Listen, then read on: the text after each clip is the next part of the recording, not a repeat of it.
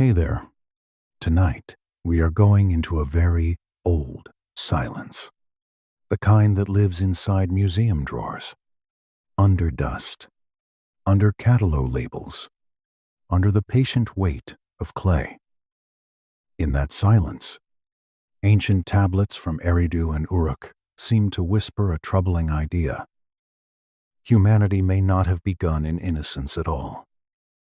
It may have begun in design, in labor, in secrecy, and in a decision made by beings the Sumerians called the Anunnaki.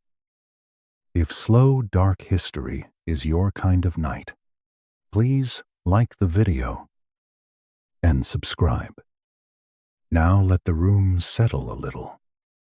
Let your breathing become easy and unforced. We are not rushing. We are only opening an old door, and on the other side of it are broken tablets, impossible numbers, buried cities, and a memory someone may have tried very hard to keep from us. It begins, as so many unsettling things do, with fragments, not shining golden objects in a dramatic chamber, not some perfect forbidden book waiting intact in a secret vault. Just clay. Brown, chipped, dry clay. Pieces of it. Lines pressed into it by a reed stylus thousands of years ago. Wedge marks, arranged with such patience that you can almost feel the hand behind them, pausing between one sign and the next. The source opens in that atmosphere of archives and recovered memory. And honestly, I think it is the right place to begin, because nothing about this story feels loud at first. It feels hushed, almost bureaucratic, as though the deepest mystery of human origin was not hidden in a mountain cave, but filed away in the oldest paperwork on Earth. In the British Museum, in collections at the University of Pennsylvania, in drawers and shelves that smell faintly of old dust and conservation materials. There are tablets from ancient Mesopotamian cities that predate the Bible by millennia. Eridu, Uruk, names that do not merely belong to geography, but to the first urban imagination of humankind. The source asks us to sit with that fact for a while, and I think we should. Before classical myth, before Rome, before the scriptures most people in the modern West know by heart, there were already cities on the southern Mesopotamian plain writing down stories about beings who came from heaven to earth. Those beings were called the Anunnaki. Now, the name itself already carries that little electric chill of deep time. It sounds like something half remembered, half mistranslated, and perhaps half inflated by modern fascination. Some scholars would immediately warn us to slow down, and that is fair. Ancient words are slippery. Meanings shift across centuries. Languages and priesthoods, political agendas. The source, though, leans toward a more provocative reading. It presents the Anunnaki not as vague symbolic figures, but as a governing class of powerful beings who shape civilization and may have shaped humanity itself. That is a large claim. Too large, perhaps, for a tidy mind to accept in one breath. So let us not accept it too quickly.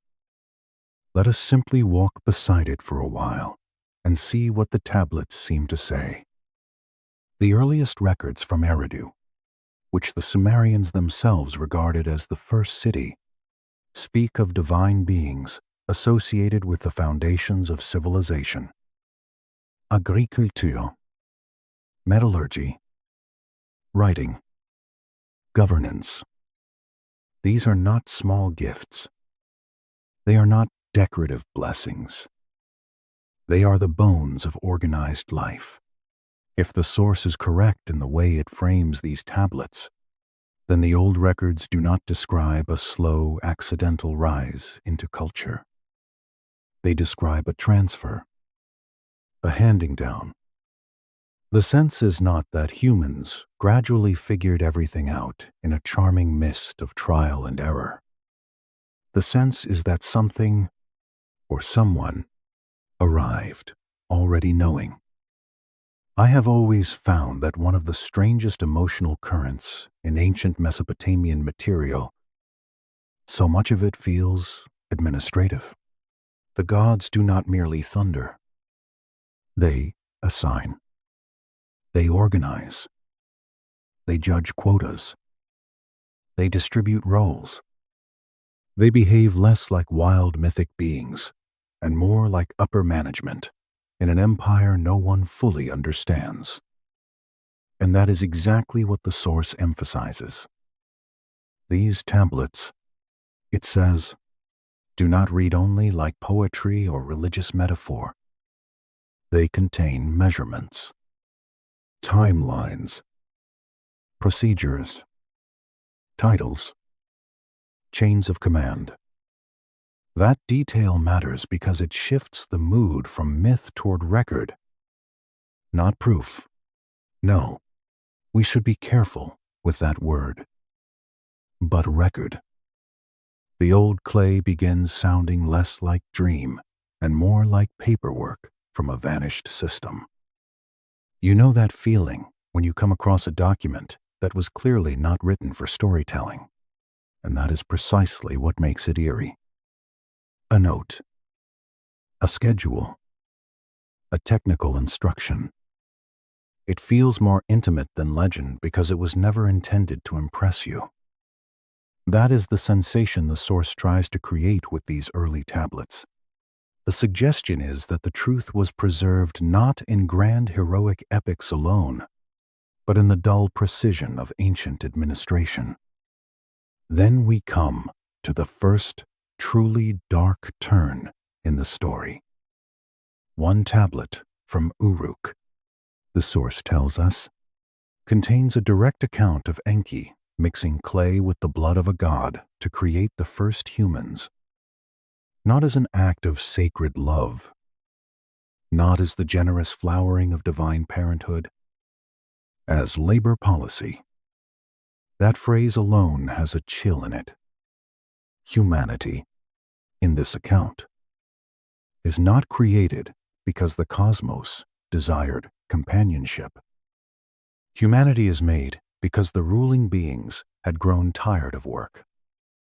Mining work, specifically, according to the source, hard labor in southeastern Africa, where the Anunnaki supposedly required a workforce capable of taking instruction, maintaining infrastructure, and performing difficult extraction tasks.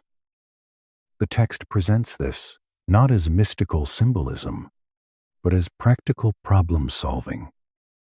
There was labor to be done. The existing workforce was not enough. A new worker species had to be fashioned.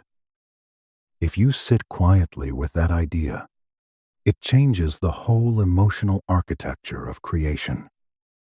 Clay and divine blood, earth and essence, body and instruction.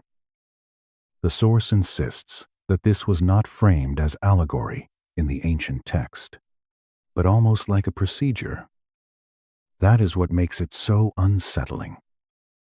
It is not the grandeur of being made in a creator's image.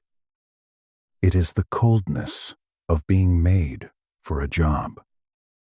Honestly, I have always found that more haunting than any obvious horror. Not because it is graphic, but because it is efficient. Efficiency can be a very dark thing when turned toward life. The source goes even farther. It claims the texts describe the Anunnaki as needing workers who could understand complex commands and eventually maintain the system with reduced supervision. So intelligence itself becomes suspect here. Why are humans clever enough to build, organize, remember, and obey? Why do we have this strange blend of endurance and abstraction, mud in the hand, stars in the mind? In this telling, it is because those traits were selected for utility. Some scholars would object very strongly to this reading. Of course, they would say these are mythic idioms, ritual language, symbolic accounts of the human place in the cosmos. And maybe, in part, they are. We cannot be sure. Ancient texts always resist any reading that is too eager. Still, the source wants us to notice something uncomfortable. The technical tone in some of these records does not feel dreamy. It feels procedural. And then archaeology enters the room, and the story becomes more complicated. The source points toward finds from Tel al-Ubaid and other sites that seem, in its view, technologically out of place. Copper alloys that should not yet exist according to normal timelines. Metallurgical sophistication appearing too early, too fully. This is where the narrative begins, weaving artifact and text together. Clay tablets describe civilizing beings bringing specialized knowledge. Excavations uncover anomalies in metalwork. The old records speak of organized systems. The archaeology seems to show sudden competence. Now, I think this is one of the places where caution matters most. Archaeological anomalies are very seductive. A few strange finds can quickly become a whole cosmic theory if one is not careful. But the source uses them less as final proof and more as mood and pattern. A sense that early Sumer, instead of fumbling toward complexity, often appears strangely ready, as if the machine of civilization starts with more pieces already in place than we expect. The same feeling clings to cuneiform itself. Writing, we are told in schoolbooks, develops gradually. Marks become symbols. Symbols become record. Record becomes literature. But in the Mesopotamian case, the source emphasizes how quickly the system appears to mature. Simple accounting marks do not linger forever in babyhood. Within a remarkably short span, writing becomes capable of abstraction, administration, cosmology, mathematics. It is as though the human mind receives not merely a tool, but a fully articulated operating system. That may be an overstatement if handled crudely, but as a storytelling pressure point, it is extremely effective. The source wants the listener to feel that same old unease again and again. Why does civilization in this region so often seem to arrive with such density? Why are the earliest cities already so knowledgeable, so measured, so controlled? And then, like a shadow falling across all of it, the Sumerian king list appears. I always slow down there, because the king list has one of the most dreamlike and yet mathematical atmospheres in all ancient literature. It names rulers from before and after a great flood. Before the flood, kings reign for impossibly long spans, tens of thousands of years. Alulim of Eridu, and Men-Lu-Unna of Bad-Tibira.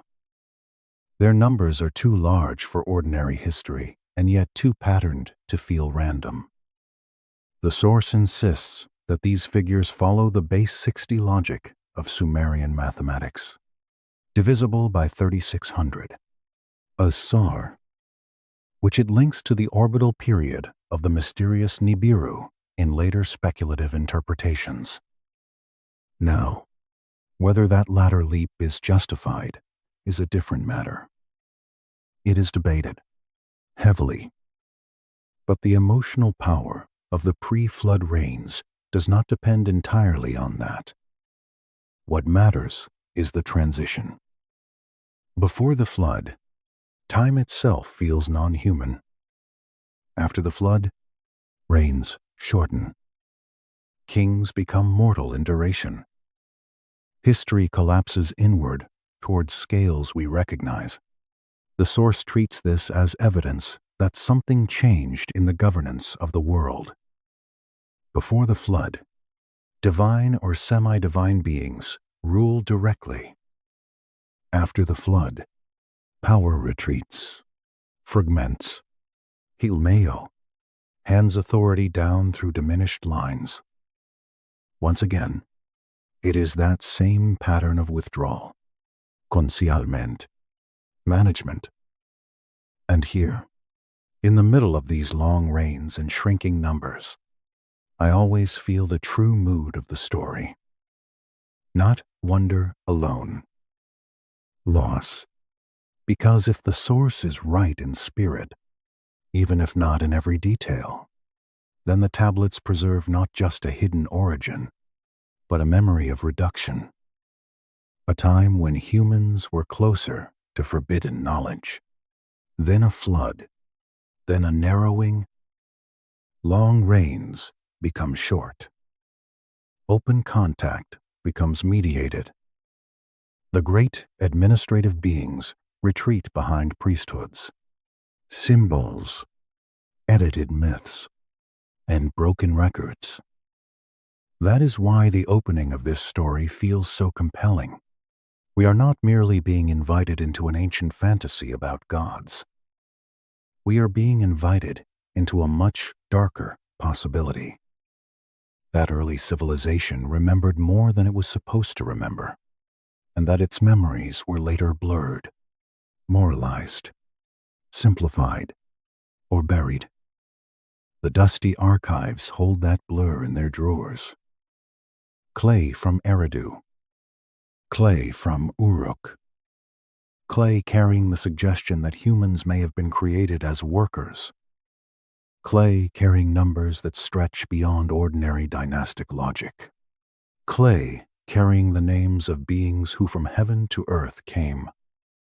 The source asks us to look at those marks and consider that maybe history began not with ignorance slowly becoming wisdom, but with knowledge arriving early, being managed carefully, and then being lost in stages. I think that is what makes the story so hypnotic. It turns the first cities into haunted places. Not haunted by ghosts exactly. Haunted by administration, by records, by procedures, by the possibility that the earliest urban civilization preserved a version of our beginnings that later traditions could not allow to remain intact. If you were standing in one of those ancient archive rooms, near the shelves of tablets, with the air tasting faintly of old clay and museum stillness, I suspect the strangest feeling would not be fear. It would be recognition. The bureaucracy feels familiar. The concealment feels familiar. The language of management, controlled labor, selective knowledge, and edited memory feels much too close to home.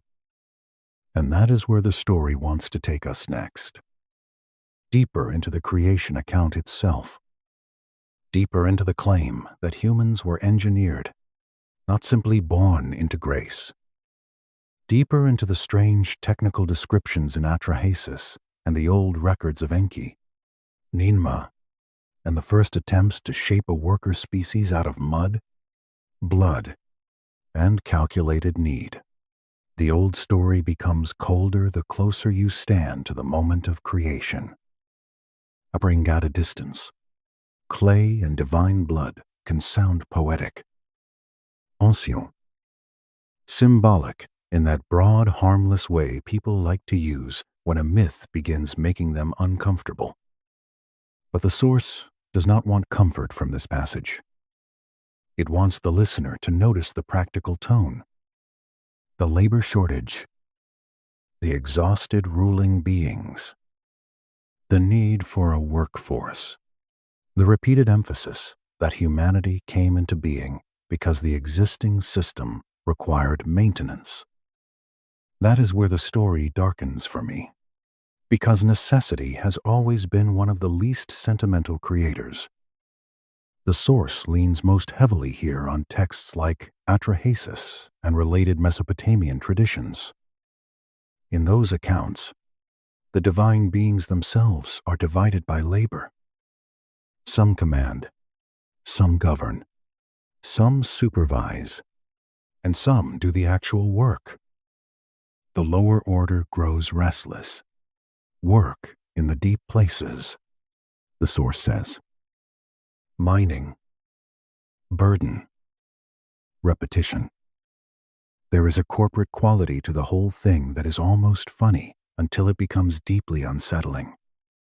The gods are not ethereal abstractions floating in pure symbolic mist. They are tired managers in conflict over output, labor, and system strain. And so a solution is proposed.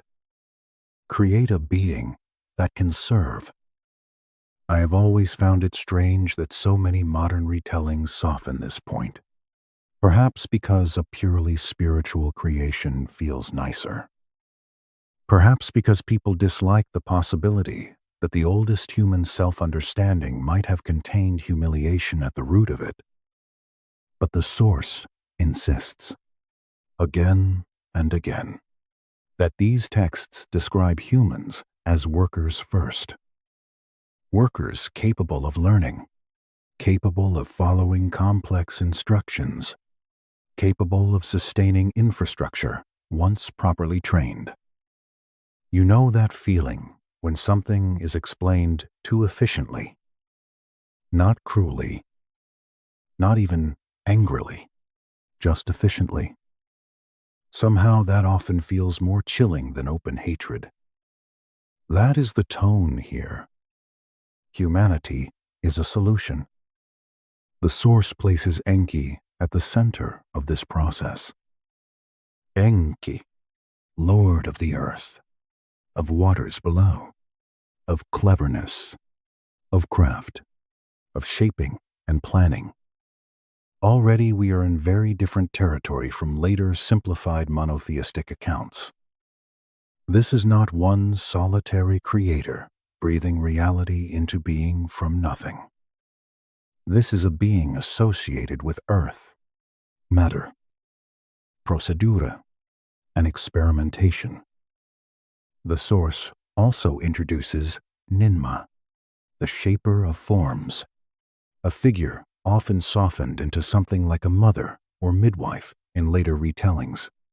But here she becomes almost technical, a specialist in the making of bodies. That detail matters. It turns the atmosphere from mythic proclamation toward workshop. Picture the scene slowly. Not because we know it happened in a literal room, with literal tools laid out on a literal table, but because the text invites that feeling. Clay gathered, wet, heavy, cool to the touch, blood or essence from a chosen donor. Not just any donor, according to the source, but one selected because a certain quality had to be transmitted. Intelligence, wisdom, adaptability.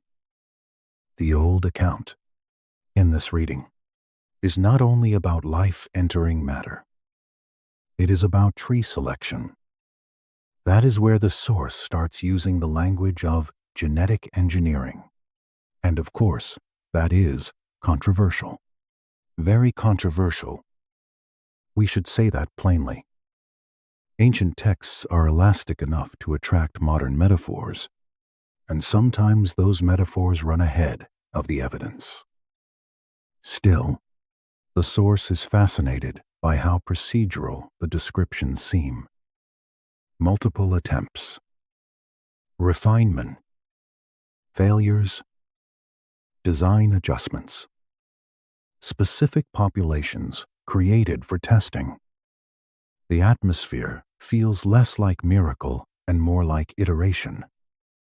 Honestly, that is one reason the story keeps its hold on people. It tells creation as experiment, and experiment is always unnerving when the subject is us. The first attempts, in the source's retelling of these traditions, are not successful. The beings are too wild, or too weak, or unable to follow speech properly. There is a mournful quality in that, the idea of half-made humanity, of versions that could not persist. The source lingers on numbers, too, groups of several hundred, or more than 1,000, as though prototype populations were brought into being and then judged inadequate. If taken symbolically, it is still a very dark symbol. Humanity imagined not as instantly perfected, but revised through failure. I have always thought that failure makes the story feel eerily modern. Ancient creation myths often flatten into majesty. This one, at least in the way the source frames it, contains troubleshooting. And then comes the successful version. The source says, this final human design combined divine material with existing hominid stock, creating a being capable of reasoning, capable of obedience, capable of sustaining labor systems, yet limited enough to remain dependent. Here again, the story becomes severe. The limits matter as much as the capacities. Shorter lifespan than the creators. Restricted knowledge. Controlled fertility in some versions of the argument. Constraints built into the design itself. If you sit with that too long, it begins to feel less like myth and more like a philosophy of civilization. Power does not merely create. Power calibrates. This is where the old clay tablets start casting long shadows over the rest of history. If humanity was shaped for labor, then hierarchy is not accident. If intelligence was given strategically, then knowledge can be withheld strategically. If our beginning is managerial, then our later world of rulers, quotas, workforces, and controlled access to skill begins to look not like social evolution alone, but like inheritance. The source strengthens this mood by moving from text into archaeology again. It points to southeastern Africa as the alleged location of early Anunnaki mining operations and notes that some metal trace evidence in ancient Mesopotamian finds has been interpreted as linking back to South African ore regions. This is one of those places where I think the story is at its most daring and most debatable. The leap is large. Mainstream scholarship would resist it heavily. Yet, as narrative, it is extremely potent. It gives the creation story a geography of extraction. That detail matters because extraction changes the moral temperature of everything. We are no longer in a garden. We are in an industrial landscape, or at least the ancient image of one.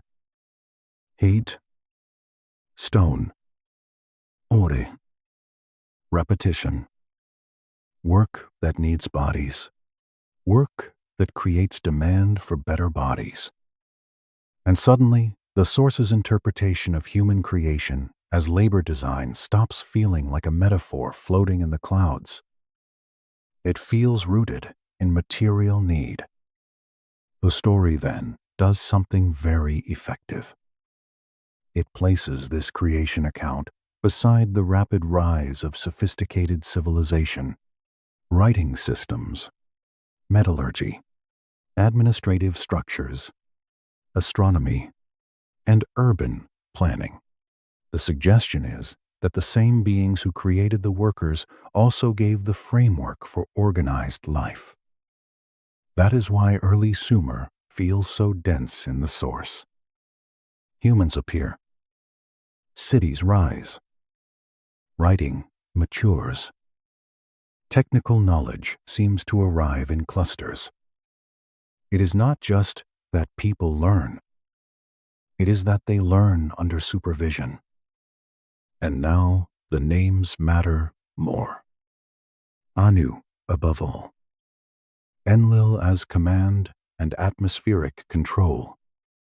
Enki as earth, water, craft, and human making.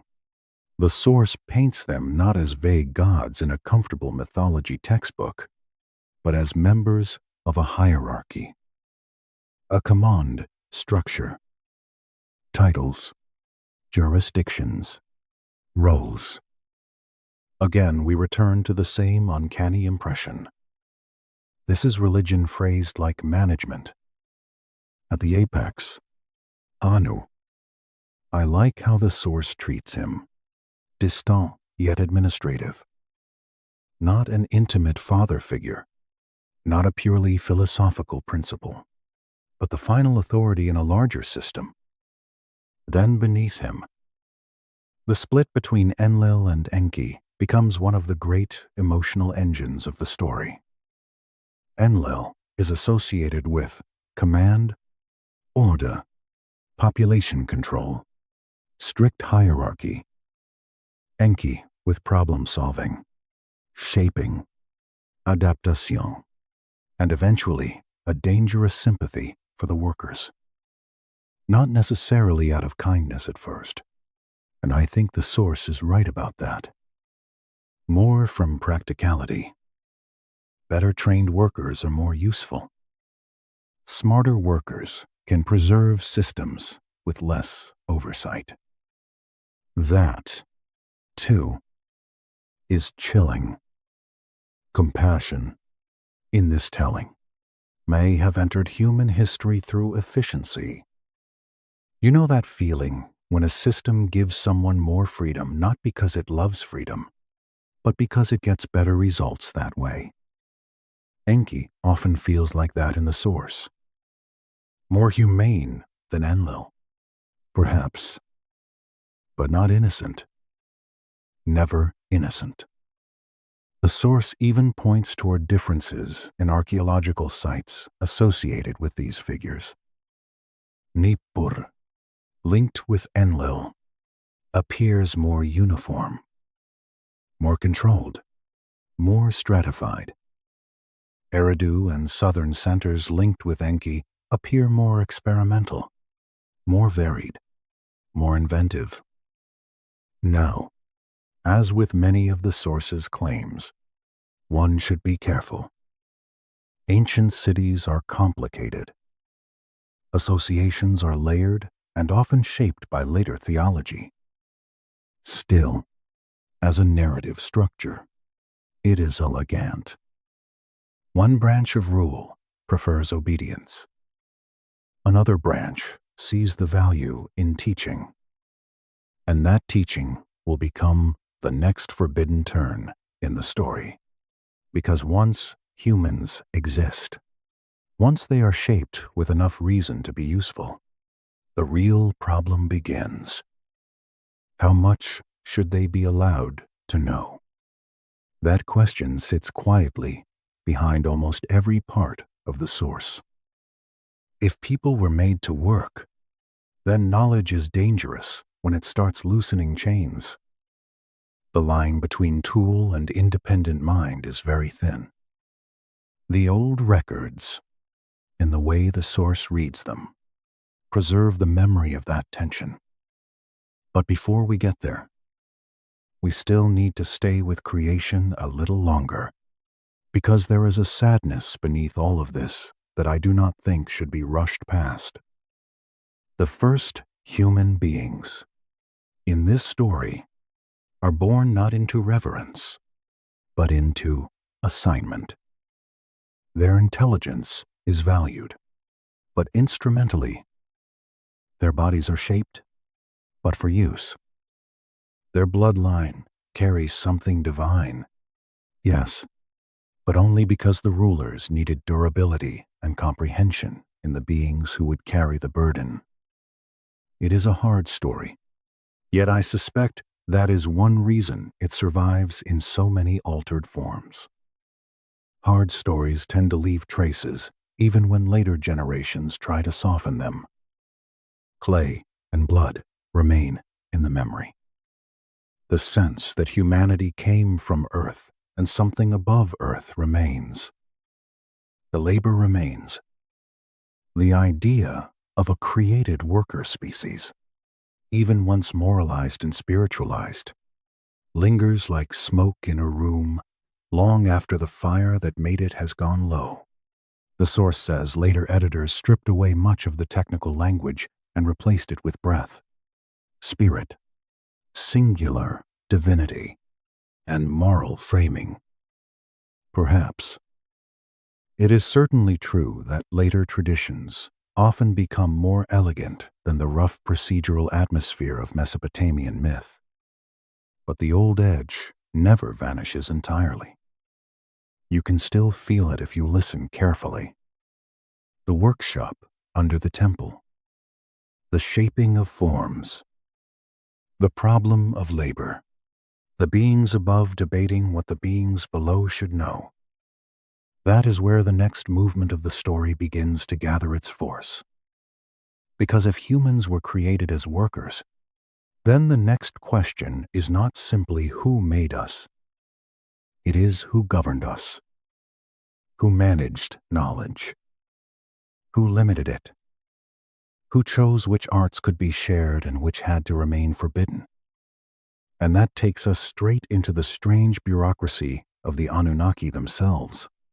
Their councils, their quarrels, their hidden schools, and the old rebellion of Enki, who may have opened the first dangerous door by teaching workers more than workers were ever meant to learn. The story becomes more unsettling once the first workers begin to understand that they are workers. That is the point where a creation account stops being only about origins and starts becoming a story about control. The source moves there very naturally. It has already shown us Enki and Ninmah shaping humanity out of clay and divine essence, not as a crown of glory, but as a practical answer to labor. Now it wants us to look at what happened after that answer began walking, speaking, remembering, and asking for more than simple instruction. Because if human beings were only meant to dig, carry, build, and obey, then the great danger was never simply physical rebellion. The greater danger was awareness. Awareness turns a labor force into a question. I have always found that to be the cold center of the whole Anunnaki story. Not just that humans were made, but that they were made with too much possibility. Enough intelligence to perform difficult work. Enough memory to pass on methods. Enough imagination to do more than the task immediately given. In a strict system, those qualities are useful right up until the moment they become independent. The source frames the Anunnaki as a hierarchy, and that matters more with every section. At the top stands Anu, distant, high, almost administrative in his remoteness. He is less a warm father than a final authority, a name above names, the point at which decisions gain force because they no longer need explanation. Beneath him, the system begins dividing. Enlil on one side, hard, orderly, supervisory, associated with command, atmosphere, law, boundaries, and the maintenance of structure from above.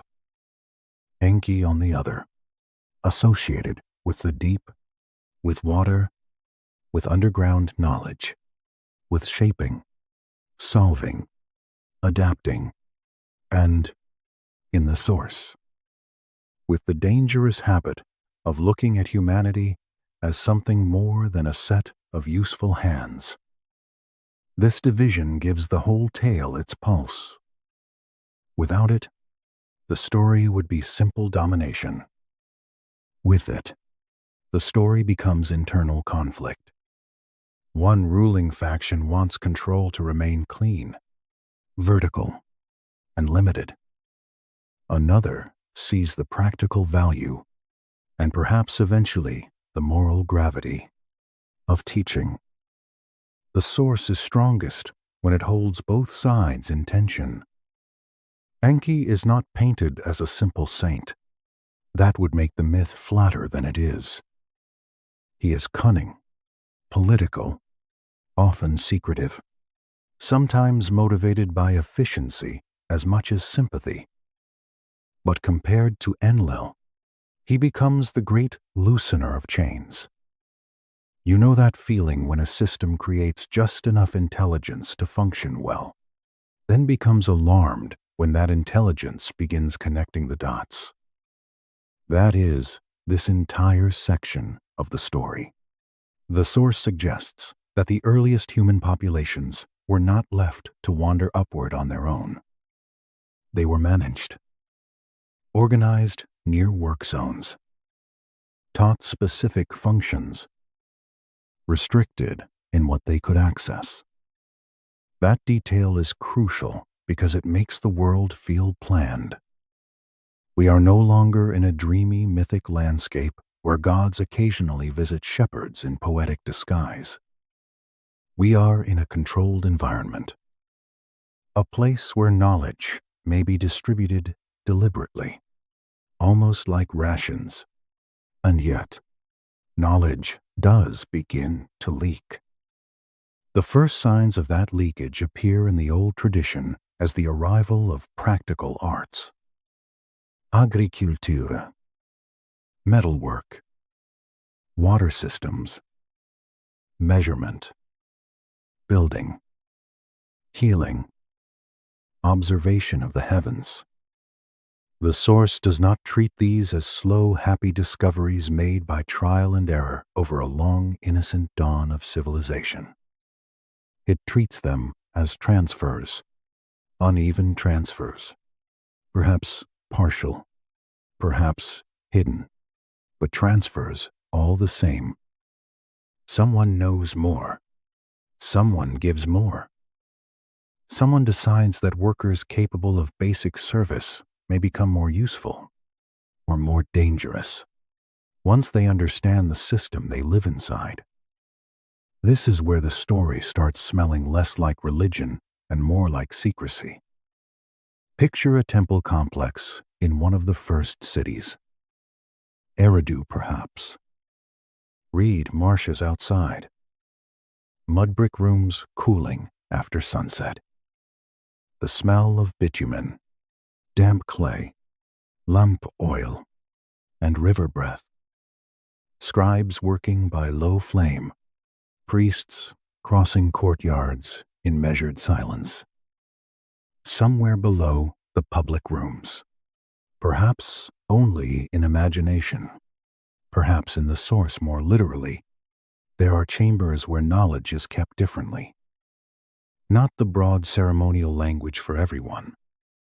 The sharper instructions, the patterns, the astronomical observations, the lists of materials, the techniques that would let a worker become a builder, a healer, a measurer, perhaps even a thinker in ways the higher order did not initially intend. I think that image is one of the most powerful in the whole script. Hidden rooms of technical memory under sacred language. The source connects this directly to Enki. In his sphere, the deep is not only a place of water, it is a place of stored intelligence. The Abzu in older Mesopotamian imagination is a watery deep, but here it also becomes a zone of hidden archives, hidden processes, hidden design. Enki belongs to the below, and so does the knowledge he protects. There is a very elegant symbolism in that. What is dangerous cannot be left in open sunlight. It must be lowered, concealed, passed quietly, and then the Apkallu enter the story. These sages are among the most compelling figures in all Mesopotamian tradition. The source treats them as intermediaries, and that feels exactly right. Not fully divine in the highest sense, not merely ordinary human either. Bearers, carriers, teachers whose task is to bring selected arts to humankind. In later visual tradition, some appear fish-cloaked, emerging from waters, a detail both strange and memorable. The source leans into that strangeness. It sees in the Apkallu not simply symbolic wise men, but controlled channels through which knowledge was released. I have always found them haunting. They feel like memory trying to describe specialists it no longer fully understands. One teaches writing, another building, another ritual measurement, another medicine, another astronomical patterning. The names vary across traditions. The exact assignments can blur, but the atmosphere remains. Knowledge descends by person, by office, by chosen transmission. Not everyone receives everything. The structure remains selective. That selectivity is the key. Because once knowledge must be selected, someone is choosing what humanity may know and what must remain beyond reach. The source argues that this is the hidden drama behind many ancient symbols later moralized into simpler tales. The serpent as forbidden wisdom. The sacred me as divine powers or decrees that are really packages of technical and civilizational capability. The boat of a god not merely a symbolic vessel, but perhaps a memory of transport technology or controlled mobility. We should be careful. Of course, symbols always attract overinterpretation, but the source wants the listener to feel the pressure in them. Why do so many old stories tremble around the giving of knowledge, the stealing of fire, the passing down of craft, the punishment of those who reveal too much? Because knowledge changes laborers into participants.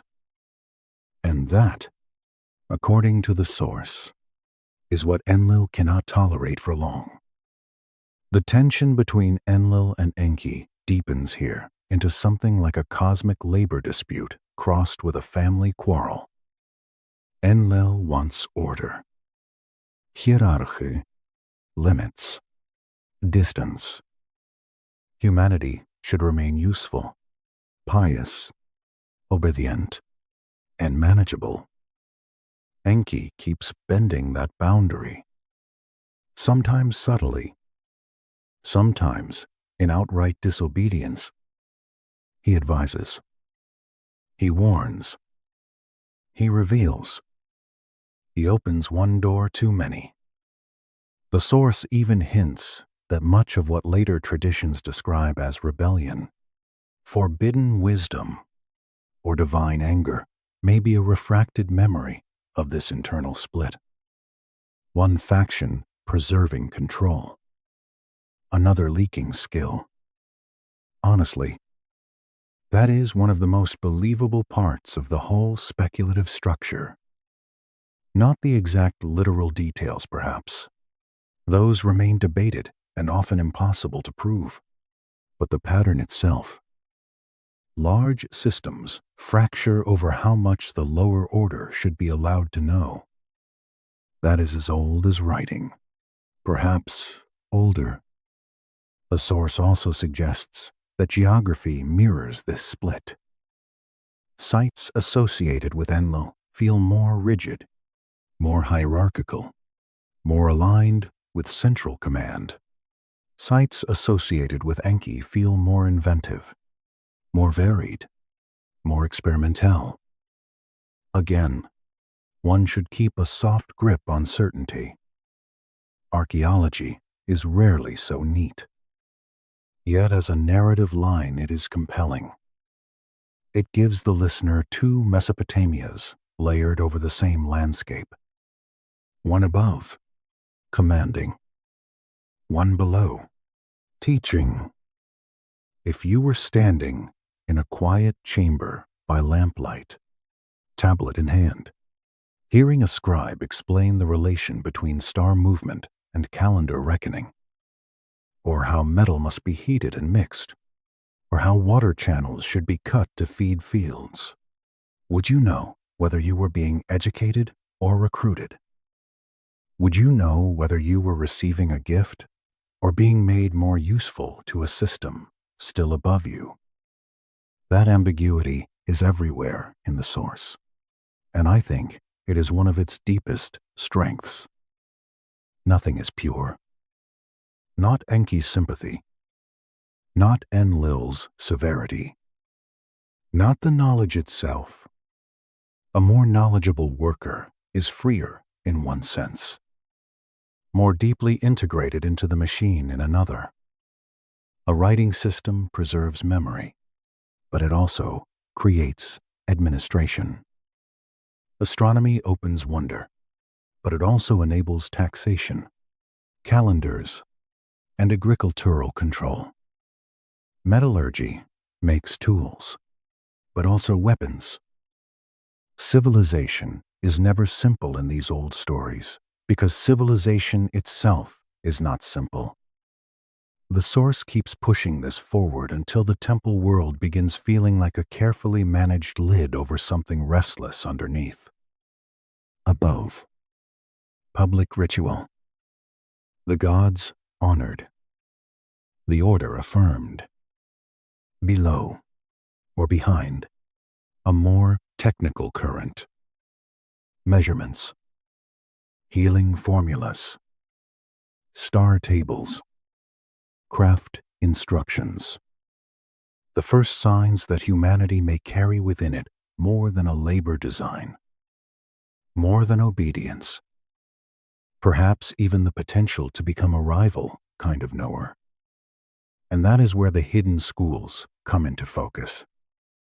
The source uses the language of wisdom houses, chambers, underground sanctuaries, places where selected initiates carried fragments of the older knowledge once given by the Anunnaki or by Enki's intermediaries. Some of this is speculative. Yes, we should say so. The archaeological evidence for literal secret schools in the sensational sense is often thinner than the rhetoric surrounding them. But as a reading of the cultural pattern, it is potent. Technical knowledge does not vanish when centralized authority fears it. It goes inward. It becomes coded. Priesthoods guard it. Symbols protect it. Ritual language hides practical cores. I have always found that more eerie than open suppression. Destruction at least admits fear. Concealment preserves what it fears while making it harder to recognize. By now, the atmosphere of the story has changed completely from the opening museum hush. Then, the question was what the tablets said. Now the question is why the knowledge inside them seems layered, technical, and half hidden, as though even the surviving records are the leftovers of a larger censorship. Humanity made for labor. Humanity taught in stages. A governing council divided over limits. Sages carrying dangerous arts. Temples turning into archives of both worship and controlled information. And in the middle of all that, another shadow begins gathering. The flood. Because if knowledge was leaking downward, and if humanity was becoming more capable than originally intended, then catastrophe begins to look less like random weather and more like correction. The source moves toward that possibility very deliberately. First, the workers were made. Then they learned. Then some learned too much. Then the old order faced a choice. That is where the next part must go. Into the impossible rains before the flood. Into the dividing line where time itself shortens. And then into the flood as reset. Archive loss. And selective survival. Water over cities. Tablets wrapped against rising levels. Long rule collapsing into shorter mortal scales. A world not only destroyed, but narrowed. The strangest numbers in the ancient world are often the calmest ones. That may seem like an odd way to begin, but the source turns now toward the Sumerian king list, and the mood shifts again. We leave, for a time, the workshop of human making and the secret transfer of knowledge, and enter the cool mathematical dream of deep time. A prism under museum light, columns of names, columns of reign lengths, each line orderly, each line composed. Nothing about the writing itself sounds excited. That is exactly what makes it disturbing. Because before the flood, these kings do not rule for 30 years, or 40, or even one unusually long human life. They rule for spans so vast that a modern mind almost refuses to hold them. Tens of thousands of years. Eridu first. Then other cities. Kingship descending from heaven and settling into one center after another. The source wants us to feel not just the oddness of these numbers, but their pattern. They are not random exaggerations scattered like drunken boasts. They are structured, repeating, bound to the sexagesimal system, the base 60 mathematics the Sumerians used with remarkable sophistication. I have always found that the first true hush in this whole story comes here, not because of the largest claim, but because of the precision. A fantasy can be flamboyant. A record becomes more unsettling when it is tidy. The source places the Weld-Blundell prism at the center of this discussion, and that is fair. It is one of the most famous surviving witnesses to the king list tradition. A small object in physical terms. Really. Quiet. Brown. Stable under glass. But inscribed on it is an entire vision of history divided into two worlds. Before the flood, reign lengths stretch into impossible scales. After the flood, they begin collapsing toward what we would call history. The source treats that divide not as decorative mythic style, but as memory of a real reduction. Once direct, Anunnaki, governance, ends. Or once the flood resets the old system, time narrows around human rule. No, Whether one accepts that literal interpretation is another matter. Mainstream historians generally do not. They read the great rain lengths as symbolic, theological, prestige language for ancient kingship, perhaps intended to communicate grandeur, antiquity, or sacred separation from the present. That is an entirely reasonable position. Still, the source is not interested in what is reasonable in the conventional sense. It is interested in what feels encoded. Why do these numbers obey pattern? Why are the pre-flood rulers treated almost as if they belong to another temporal order altogether? You know that feeling when an old record looks wrong in a way that is too consistent to dismiss easily. That is the emotional charge here. The source links this to the SAR, the unit of 3,600, and from there to later ideas about Nibiru and divine cycles. That part is especially debated. Some would say wildly debated. The leap from mathematical pattern to orbital framework is enormous, and it should be handled with care. But the source uses it less as a solved equation and more as a clue. The old writers were not tossing numbers carelessly. They were thinking in systems. That alone is enough to keep the mystery alive. And once the listener accepts that the ancient scribes were being intentional, the flood line begins to glow.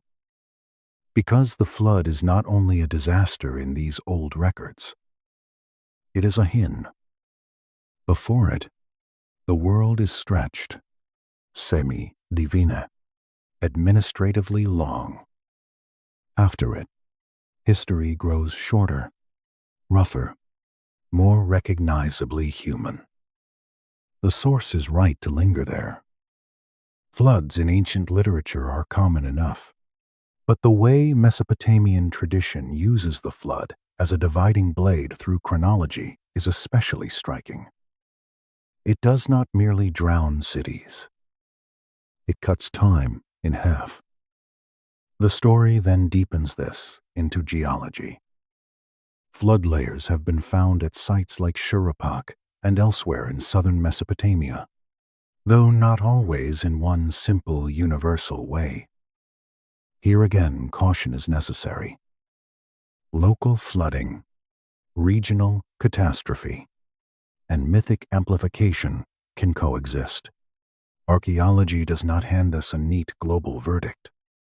Yet the source uses the flood sediments, the broken levels, the layers of silt lying over older occupation, to create an atmosphere of real interruption.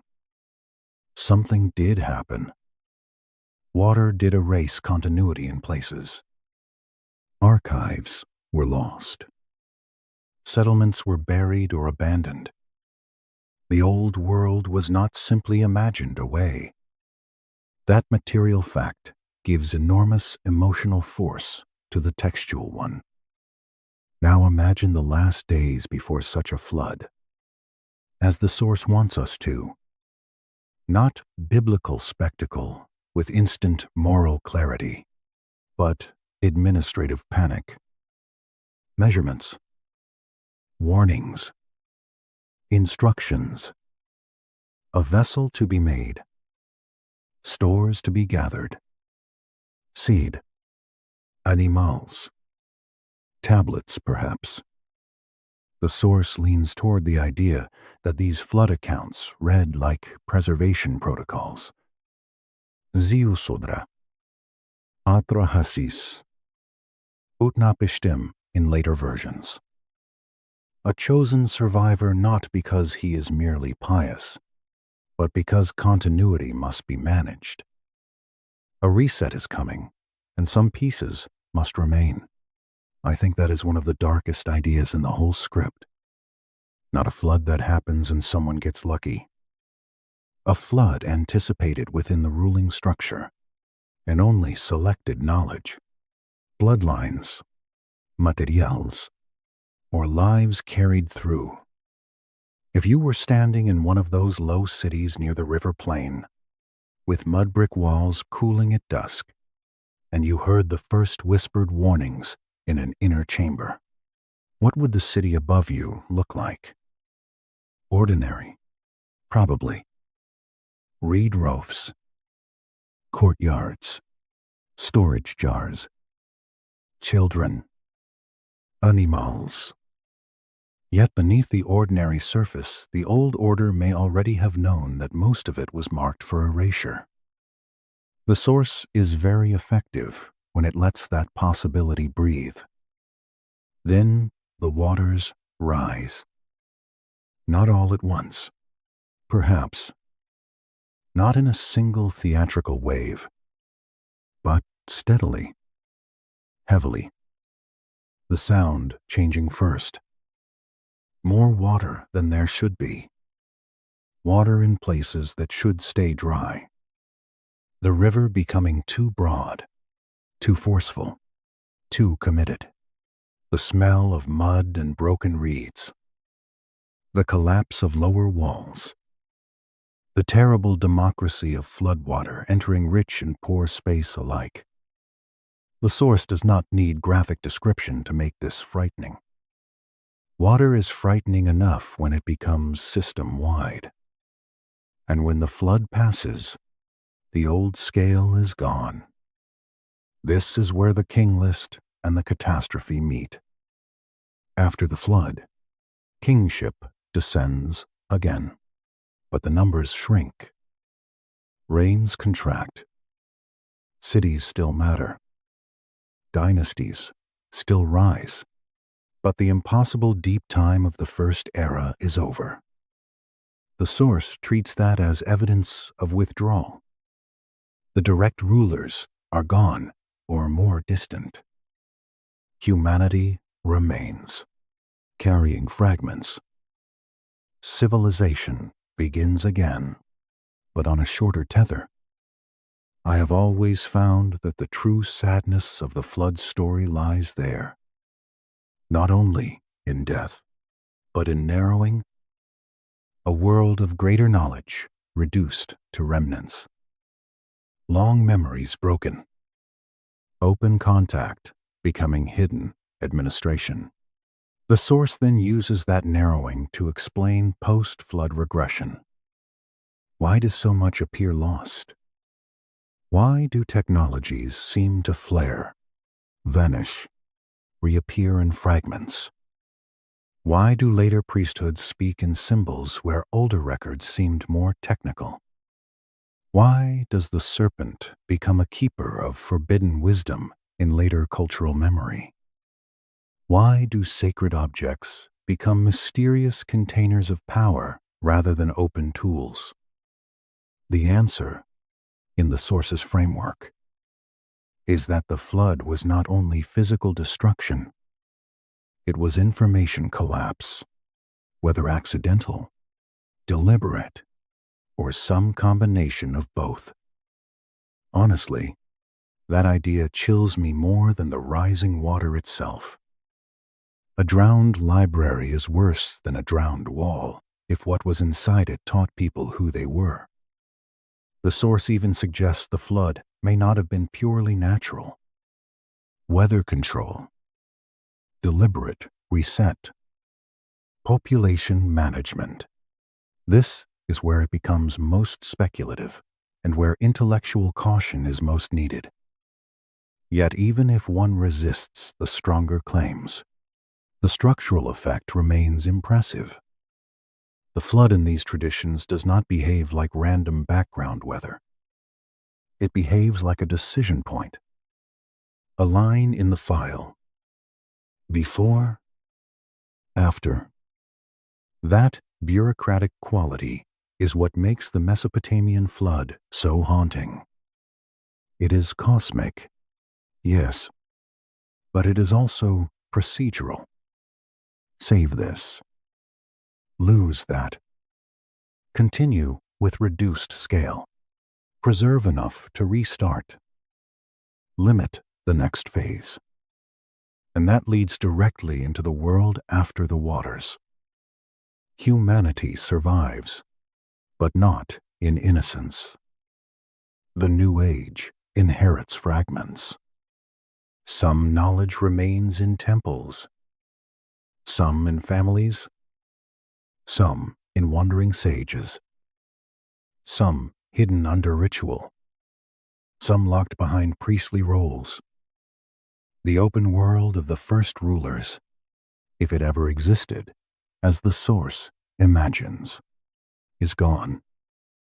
In its place comes management by memory and concealment.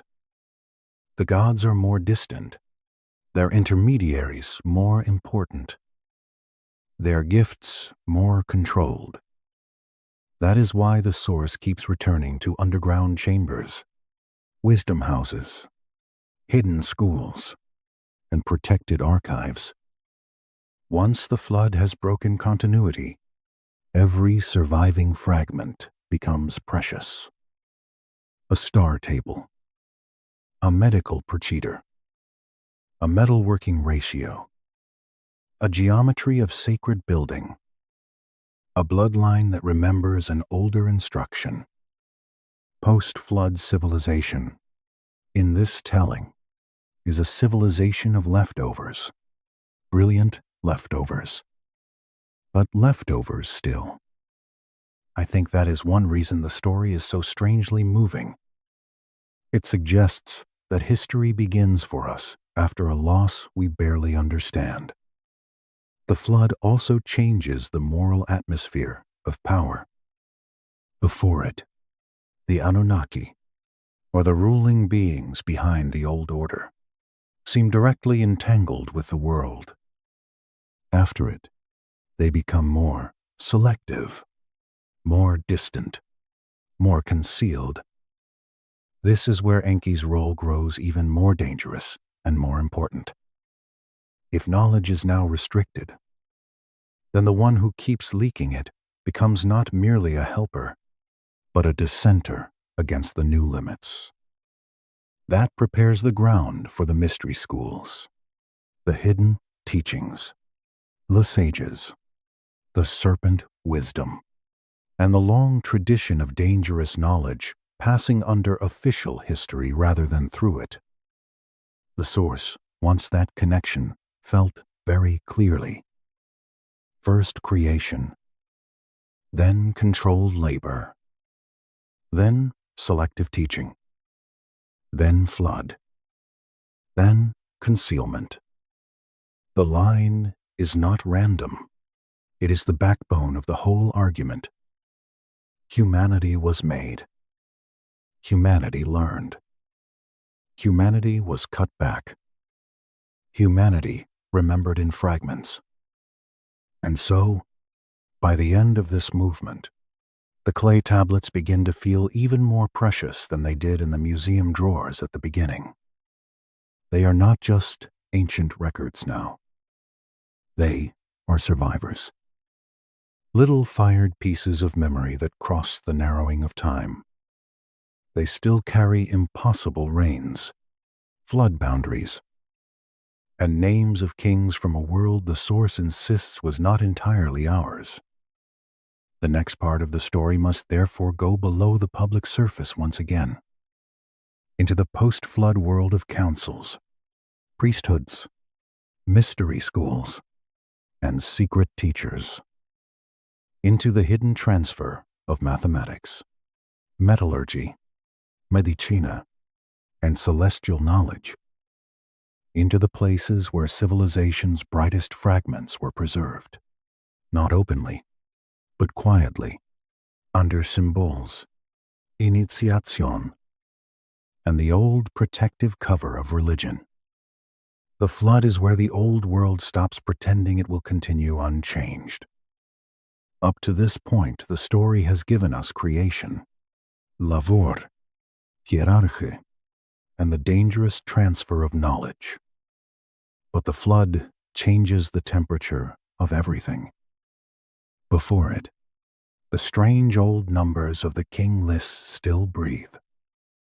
Before it, the line between rulers and the world below them feels direct, almost administrative in a living present tense. Before it, knowledge can still move from higher hands to lower ones, even if only in fragments, even if only through Enki's quieter acts of defiance. Then the water comes, and once the water comes, the story stops being only about what was built. It becomes about what was allowed to survive. That is what makes this section feel so heavy. The source treats the flood not simply as weather, and not merely as a moral allegory of human wickedness punished from above. It treats it more like a reset, an interruption so complete that the entire scale of time after it begins to look smaller. I have always found that one of the most haunting parts of the old Mesopotamian material, the world before the flood, is vast, almost too vast to understand. Kings reign for impossible spans. Cities sit under divine proximity that feels uncomfortable and intimate. Knowledge moves in older channels. Then water cuts through it, and what survives afterward already feels reduced. That reduction may be the true subject of the flood. The source points to flood layers at sites like Shurupak and elsewhere in southern Mesopotamia, and while archaeologists disagree over extent, timing, and whether one can speak of a single universal event in a simple way, the image itself is powerful. Mud over rooms, silt over floors, broken continuity laid down in a layer that anyone digging later must touch before reaching what came before.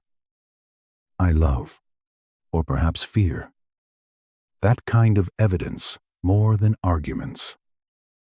A text may exaggerate. A sermon may reshape. A layer of flood deposit is quieter than both. It simply lies there, saying that at some point the world above became water long enough to rewrite memory. Now picture a city in the days before that rewriting. Not a cinematic apocalypse. That would be too easy. Something slower, heavier. The river rising wrong. The smell changing. The movement of people becoming sharper without becoming fully panicked yet. Store jars shifted. Animals pulled inward. Doors checked. Roofs looked at, and then looked at again. Even though roofs do very little against water, once water decides the terms. Somewhere in the heart of the city, perhaps, or beneath the temple where fewer eyes go, selected people are told more than others. A warning. A design.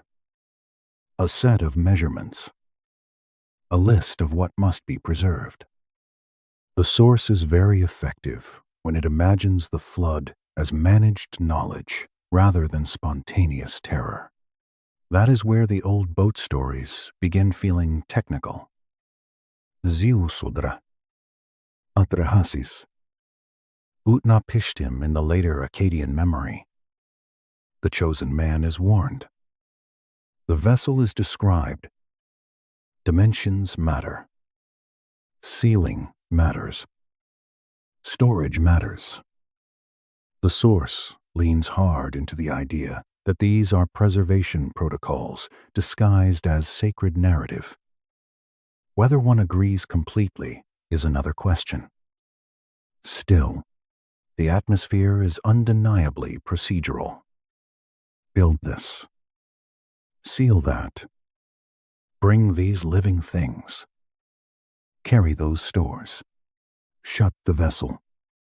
Wait. I have always thought that stories become most eerie when the instructions inside them sound like they were meant to be followed. The source even suggests that tablets, records, and selected lines of knowledge may have been among the things preserved. though not openly listed in ways we would necessarily recognize now. That possibility gives the whole flood a different emotional shape. It is no longer only about survival of bodies. It becomes survival of memory, and once you think that way, every later fragment of Sumerian technical, ritual, or kingly knowledge begins to look like driftwood from a drowned age. The water itself in the story is almost too large to hold in one image. It is not a storm crossing a field. It is a system swallowing systems. Mud bricks softening, walls opening, storage rooms turning into current, courtyards vanishing under a level surface that carries broken reeds, timbers, pottery, and maybe names with it. The source wisely does not need graphic horror here. Water at this scale is already enough. Water that erases paths, then neighborhoods, then shrines, then distinctions between inside and outside. Water that turns architecture back into clay. You know that feeling when a place you know well becomes unrecognizable under weather. Multiply that until entire worlds lose their outlines. And then comes the silence after. I think the silence after the flood is more frightening than the flood itself. The water recedes. Silt remains. The first survivors stand in a changed landscape that still resembles the old one just enough to be cruel. A wall line here. A broken threshold there. The smell of wet earth and rotting reeds. The weight of things not recovered. The source treats this aftermath as one of the greatest hidden turning points in human history. And as storytelling, it is almost perfect. Because once the flood passes, the question is no longer what the old world was. The question is, who gets to define the new one? This is where the king list becomes so important again. Before the flood, impossible reigns. After the flood, numbers shrinking. That pattern may be symbolic in one scholarly sense. Yes. Yet within the source's logic, it becomes evidence of narrowed rule. The direct age ends. The new age inherits only fragments. Time shortens because the beings who ruled in old time have withdrawn, or because humans are being held at a lesser scale after the reset. Either way, the old amplitude is gone. Honestly, that idea gives me the same feeling as walking through a ruined library. You can still see shelves. You can still see structure. But the quantity of what is missing becomes the real architecture. The source also pushes the darker suggestion that the flood may not have been purely natural. Weather manipulation, deliberate culling, controlled destruction under the language of divine judgment. This is the point where the script is at its most speculative, and it should be approached carefully. But even if taken as hypothesis rather than certainty, it changes the whole tone. The flood becomes not only catastrophe, but policy. Not only the anger of heaven, but the tightening of a system that decided humanity had learned too much, multiplied too far, or stepped too close to dangerous autonomy. That possibility fits chillingly well with everything that came before. Humans created as workers. Knowledge selectively leaked. Internal disagreements among the rulers. Long direct governance. Then a boundary event. A reshet. A reduction. Fewer open gifts afterward. More concealment. More ritual mediation. Less direct contact. The source is building a pattern, and by now, the pattern is hard to ignore, even if one resists its boldest conclusions. After the flood, the world grows more hidden. The source is very strong here. It argues that the post-flood order was not one of open divine administration, but of mediated control. Priest kings, temple hierarchies, selected intermediaries, memory passed in pieces, technologies wrapped in symbolism, knowledge retained, but no longer distributed like working equipment to the species as a whole. That is one of the saddest transitions in the story. The old world may have been hard, exploitative, and hierarchical, but at least in the source's telling, it was direct. The new world is subtler, more filtered, more dependent on who is initiated and who is not. And this is where the hidden schools begin to matter more than ever. If you were a survivor of that narrowed age, or the descendant of one, how would you carry forward dangerous knowledge in a world that no longer wanted such knowledge openly shared? You would hide it. You would ritualize it. You would encode it in sacred language. You would store it in temple basements, in priestly lineages, in story forms that looked harmless enough to survive. The source insists that this is exactly what happened. The me, the serpent, the sages, the strange divine boats, the sacred mathematics, all of these become containers. Not only symbols, but hiding places. I find that psychologically convincing, even when the literal details remain uncertain. Human beings always conceal powerful knowledge in forms that can pass through hostile systems without being destroyed. A myth is an excellent container. So is ritual. So is a sacred object whose technical meaning has faded into reverence. The post-flood world, then, becomes a world of fragments. Fragments of administration. Fragments of genetics, if the source is to be believed. Fragments of metallurgy. Fragments of astronomy. Fragments of medicine. Fragments of the old kingly order. Fragments of contact. And among those fragments, one still hears Enki.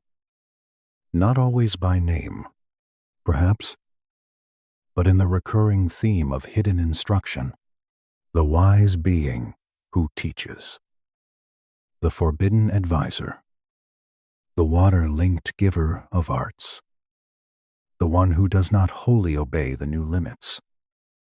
The source keeps his presence alive because he is the bridge between the world before the flood and the hidden channels after it. Without Enki, the reset would be nearly total. With him, some dangerous memory survives. That surviving memory is what the next section has to follow. Not the flood itself any longer, but the schools, chambers, and initiated lines through which the older knowledge was preserved after open rule had ended. Because once the waters withdraw, the real drama becomes quieter. It is no longer the making of humanity or the drowning of cities. It is the whispering of what remains, the techniques hidden under prayers, the sciences disguised as sacred offices, and the first great human struggle to remember more than the system wished to permit. Once knowledge has been forced underground, the world begins to look religious from above and technical from below. That may be the clearest way to understand the source's next movement. After the flood, after the impossible reigns have narrowed, and the open age of direct rule has faded, the old gifts do not disappear. They change behavior. They retreat into chambers, rite, symbols, priesthoods, and selected human lineages. The source is fascinated by that retreat, and I think rightly so, because hidden knowledge leaves a very particular scent in history. It lingers in odd symbols, in sacred numbers that seem too exact, in healing traditions that arrive strangely complete, in architectural ratios that feel inherited rather than discovered, in stories about sages who came from the waters, serpents who teach, forbidden tablets, sealed rooms, and wisdom meant only for the prepared. This is the part of the story where everything becomes quieter and more dangerous. Picture a temple in the post-flood world. From the outside, it looks exactly as piety would want it to look. Offerings, chants, priests moving through ordered routines, public rituals that reassure the city that heaven and earth remain in contact through the proper forms. The air smells of incense, lamp oil, clay, and polished repetition. All very respectable, all very public. Yet the source asks us to imagine another layer beneath that visible order. Rooms not shown to everyone. Archives not fully explained. Apprenticeship that is not only ceremonial, but technical. A distinction between what the crowd hears and what a chosen few learn. I have always found that distinction believable because it is so old and so familiar. Every complicated civilization separates public meaning from specialist knowledge. The source simply pushes that pattern backward and downward into the earliest post-flood world. And once it does, the sages become central again. The Apkallu, those ancient wise beings or culture bearers, return here not as curiosities from an old list, but as the backbone of transmission. The source treats them almost like carriers of encrypted civilizational memory. Mathematics, astronomy, medicine, metallurgy, engineering, ritual forms that are really procedures, sacred language that is really packaging. Whether one accepts the strongest version of that claim or not, the pattern is compelling. The sages in Mesopotamian tradition are always suspiciously useful. They do not merely bless. They teach things that make cities function. That is a very different sort of holiness. If you were standing in a low chamber beneath temple rooms, where the air stayed cooler, and the lamp flame leaned only slightly in the stillness, and someone drew a pattern in clay for you, on a ratio, a star sequence, a sequence of doses, a way to orient walls to rising points in the sky. Would you know whether you were being initiated into religion or science? The source wants the answer to be yes, both, because in its telling those things had not yet been fully separated. The sacred was the hiding place of the technical. And honestly, that idea may be the most seductive in the whole narrative. Take the me, for instance. In Sumerian tradition, they are divine powers, decrees, or cultural forms, associated especially with civilization itself. The source reads them less like abstractions and more like packaged competencies, modules of social and technical order, kingship, writing, music, weaving, judgment, measurement, craft, perhaps even more esoteric functions lost beneath later translation. If that reading is even half right in mood, Then the old myths about divine theft and transfer are no longer charming stories. They are battles over infrastructure. That makes Enki's famous association with stealing or redistributing civilizational powers feel even sharper. He is not passing along vague blessings. He is moving capacities. And capacities are exactly what systems guard most jealously. The serpent symbolism in the source works the same way. Later cultures make the serpent many things: trickster, healer, tempter, wisdom bearer, guardian. The source narrows in on its link to forbidden knowledge, medicina, and hidden transmission. I think that is a smart move because the serpent is one of those images that survives too well across civilizations to dismiss casually. It sheds skin. It knows the ground. It disappears into cracks. It returns. It has always felt like the perfect emblem for knowledge that cannot be openly killed, only driven below the surface. You know that feeling when a symbol keeps turning up in places where people are trying to protect something difficult to say directly. That is the serpent here. The source also broadens geographically, and this is where the whole script begins taking on a long echo through later civilizations. Egypt, with its priestly sciences and sacred geometry. Greece, with mystery traditions and mathematical initiation. India, with old cosmologies, astronomical cycles, and layered sacred learning. Even China enters by suggestion, through early ordered systems and inherited celestial knowledge. One can object, of course, that such parallels are often assembled too eagerly in fringe interpretations. That objection is fair, but the source is using them to make an atmospheric point. The fragments seem to travel. The memory of hidden civilizational instruction does not stay neatly inside southern Mesopotamia. I have always thought that once a culture develops techniques for wrapping dangerous knowledge in sacred cover, those techniques become as transmissible as the knowledge itself. And so, mystery schools emerge in the story almost inevitably. Not necessarily with the melodramatic tone modern people often attach to that phrase.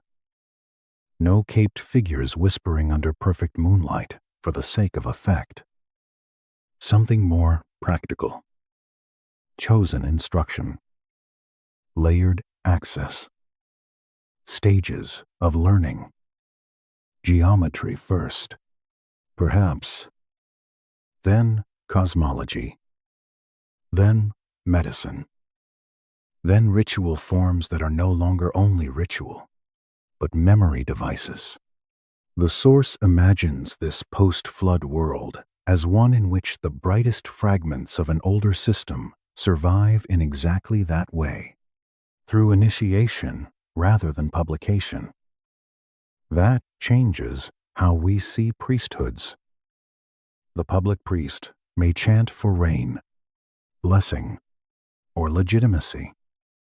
The inner priest, if the source is to be believed, also preserves a ratio, a schedule, a treatment, a star map, or a technical inheritance the surrounding population no longer knows how to name. Religion becomes archive, not merely belief, but storage. And once you start seeing storage everywhere, later history begins to shimmer in a different light. Sacred buildings aligned too precisely. Calendrical systems too refined. Number symbolism too persistent. Healing traditions arriving already layered. Architectural knowledge appearing at moments of supposed civilizational infancy with suspicious maturity. The source is always pushing toward the same suspicion. What if these were not first discoveries, but surviving instructions? The social consequences of such a world are immense. If advanced knowledge exists but only in controlled pockets, then inequality is no longer only material. It becomes epistemic. Some know how things work. Most do not. Some can read signs as operational language. Most receive them as mystery. That is the sort of system that can last for centuries while looking natural from the outside. Honestly, that may be what gives the script its most modern edge. It is not just talking about gods and tablets anymore. It is talking about the management of information. The source then brings in censorship more directly. Later editors. Later priesthoods. Later religious systems simplifying older complexity. Multiple creators collapsing into one. Technical acts dissolving into miracle. Administrative struggle transmuted into morality tale. Whether every example works historically is debatable, but the principle is clear and powerful. The past does not only get forgotten, it gets cleaned. It gets made easier to govern through. There is such a soft violence in simplification. You do not burn every record. You rewrite the terms in which records are understood. A laboratory becomes a sanctuary. A technical chamber becomes a holy of holies. A genetics myth becomes a moral parable. A flood protocol becomes a story of obedience. A hidden teacher becomes a trickster or tempter. This kind of editing is more durable than destruction because it leaves the text alive while redirecting its meaning. And then the source steps into the modern age again. Museum drawers. Restricted archives. Fragments not translated widely. Anomalous artifacts categorized but not emphasized. Genetic puzzles. Declassified papers. Strange consistency in institutional reluctance. This is where the story risks becoming broad, and sometimes it does. Yet even here, the emotional thread remains surprisingly coherent. If the old world hid knowledge in sacred forms, why would the modern world not hide troubling knowledge in academic caution, archival obscurity, or the safe language of unresolved anomaly? I think that is why the story stays with people. It makes the ancient and the modern mirror one another. Then, temple basements and guarded instruction. Now, museum storage and guarded interpretation. Then, symbols protecting dangerous ideas. Now, jargon and institutional framing doing much the same work. You know that feeling when the label on an object tells you less than the object itself seems to imply. That feeling is everywhere in this final movement. Still, the source is at its strongest when it returns to clay, to tablets, to the enduring physicality of the evidence, however contested its interpretation may be. Clay remembers pressure. It remembers the hand that marked it. It survives fire, flood, burial, empire, neglect. Perhaps that is why the whole story keeps circling back to those silent pieces from Eridu and Uruk. If humanity's hidden history truly was buried, then clay is exactly where one might expect some of it to remain. Dry, patient, waiting until later minds are restless enough to ask dangerous questions again. The great question beneath all of this is not only whether the source is correct in every claim. It almost certainly presses too hard in places, leaps too far in others. The greater question is why the pattern it draws feels so uncannily complete.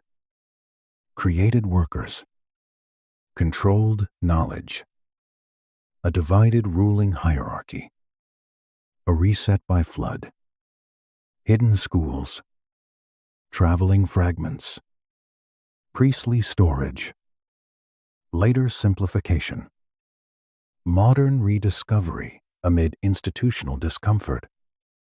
It is a story about concealment, and concealment stories are powerful because they explain both what survives and why so much feels missing. By the end of this section, the post-flood world has become a long corridor of guarded memory. Humans move through it, carrying rituals whose outer meaning everyone knows and inner meaning only some retain. The serpent coils in the symbols. The sages linger in the lists.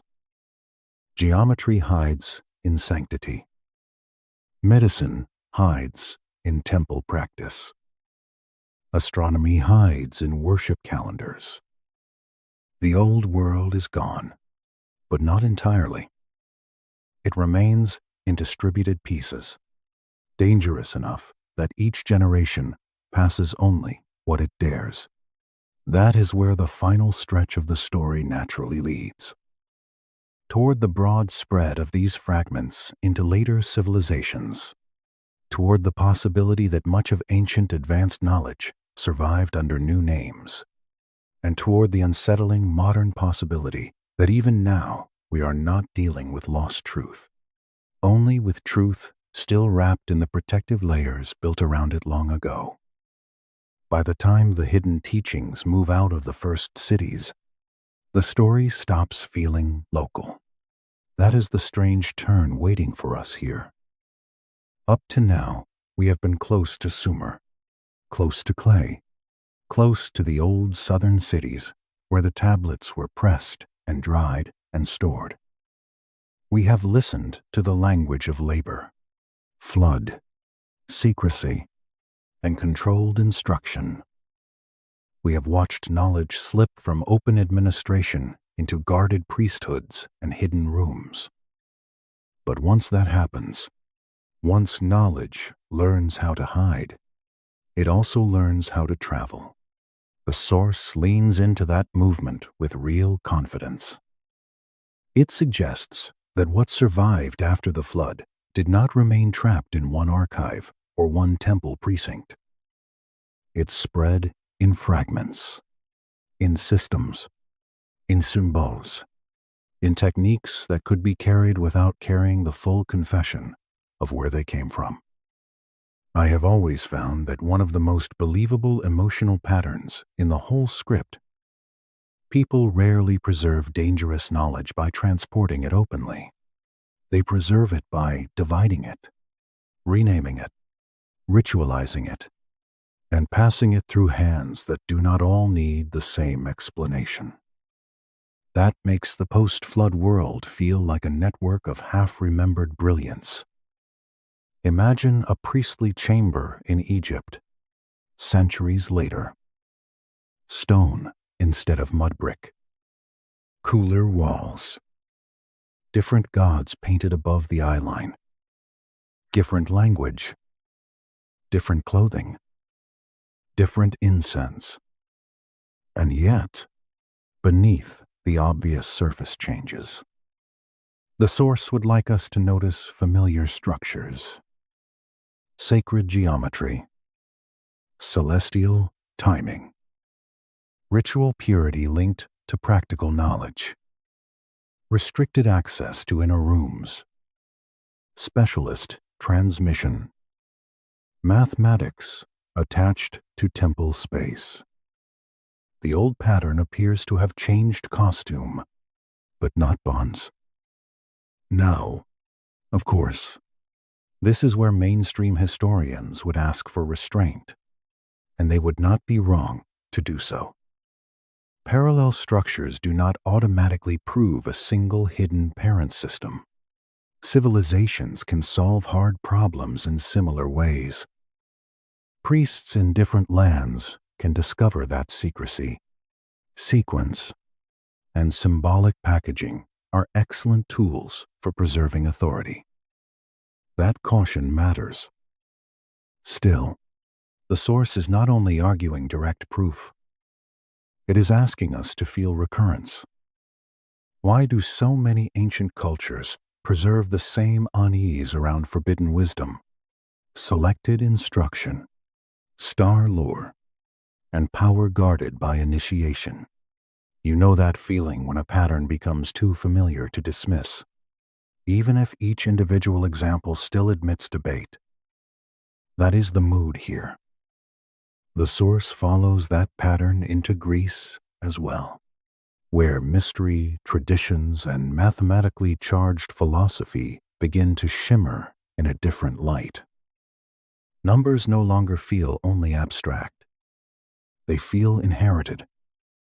Sacred radios, hidden schools, knowledge separated from the crowd not because it is false, but because it is powerful. I find that especially fascinating because once a civilization begins treating certain forms of knowledge as morally dangerous to the unprepared, the line between science and mystery becomes very thin indeed.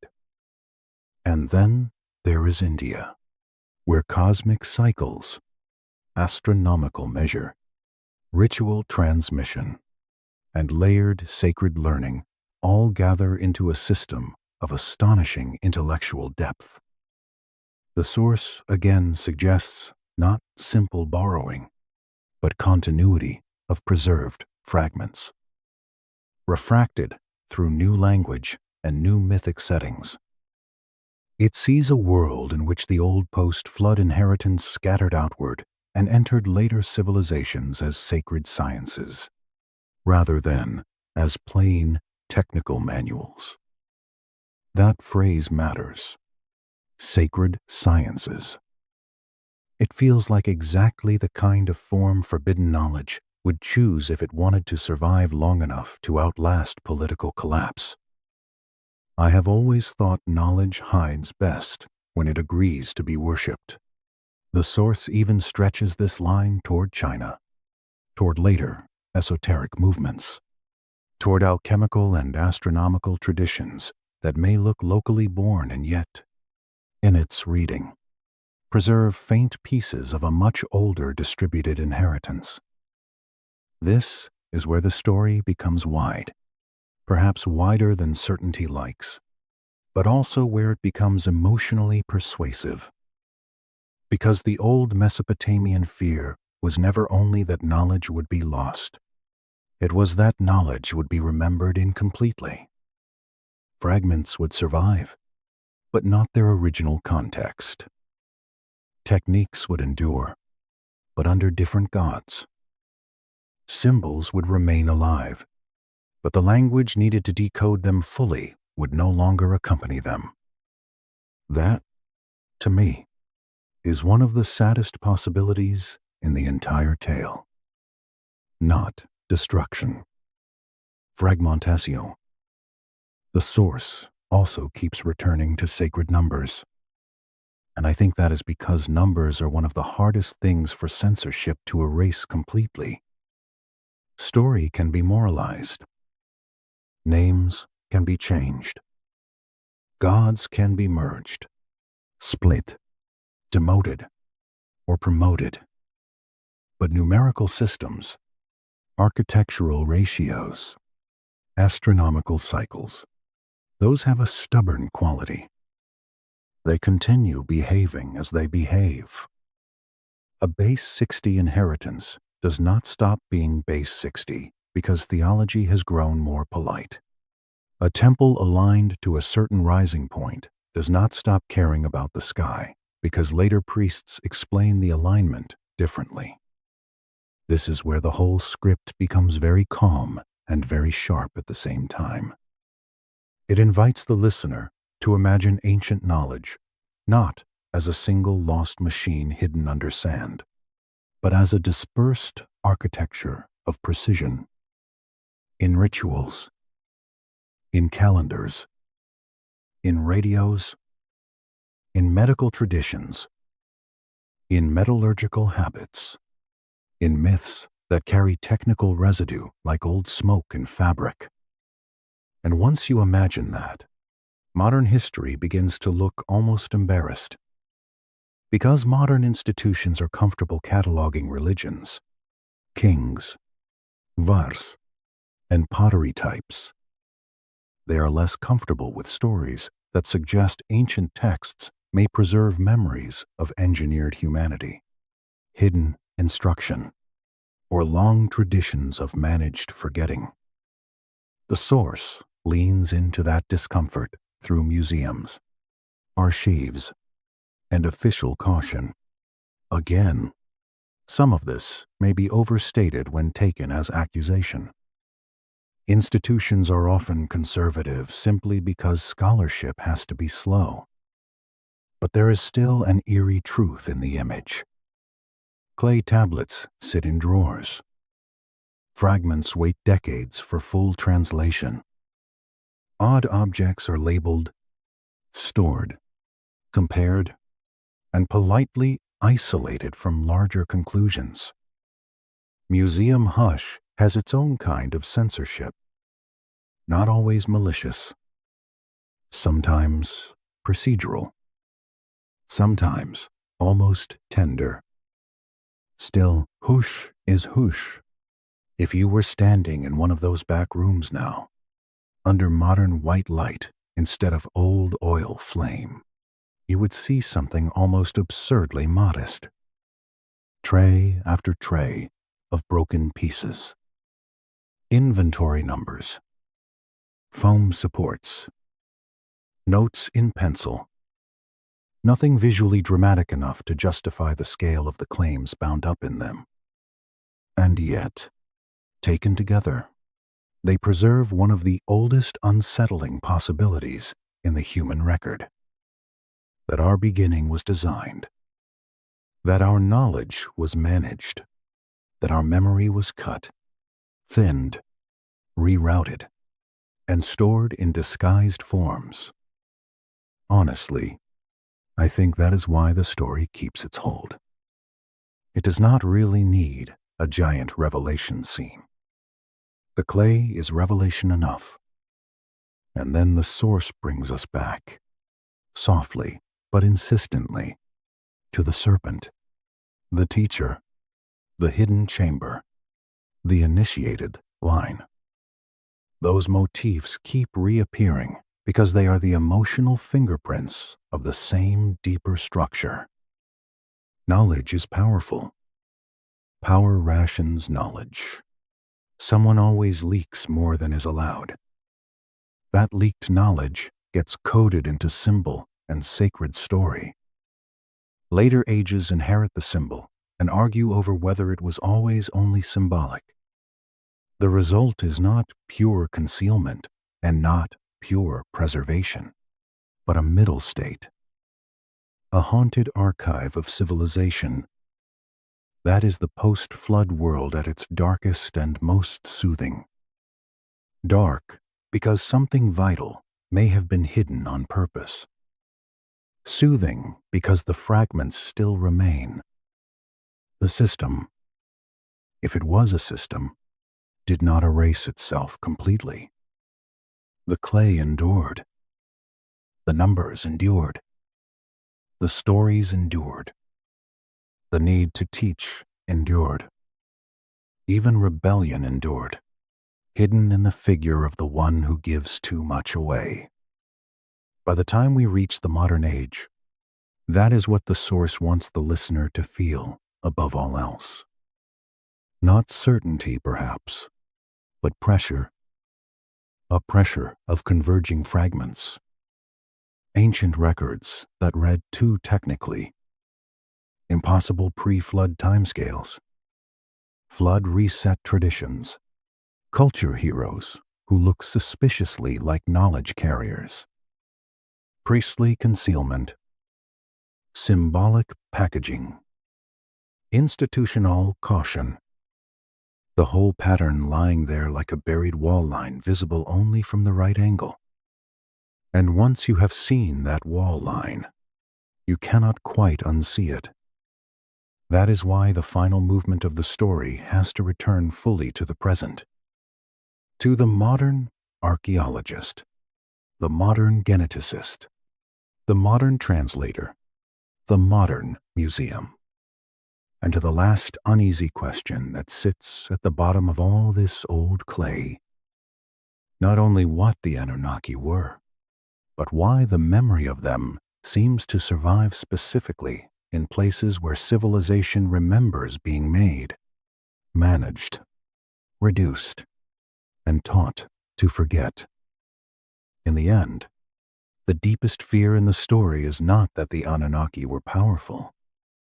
It is that they may have been ordinary in the most disturbing sense of the word. Not ordinary as in weak, not ordinary as in human, but ordinary in their methods. They organized labor. They controlled access. They divided knowledge. They argued internally over policy. They reset systems when those systems drifted beyond acceptable limits. They stored information selectively. They left some records visible and others buried under ritual or silence.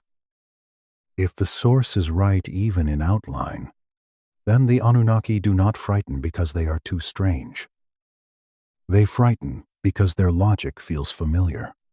That is why the final stretch of the story turns toward us.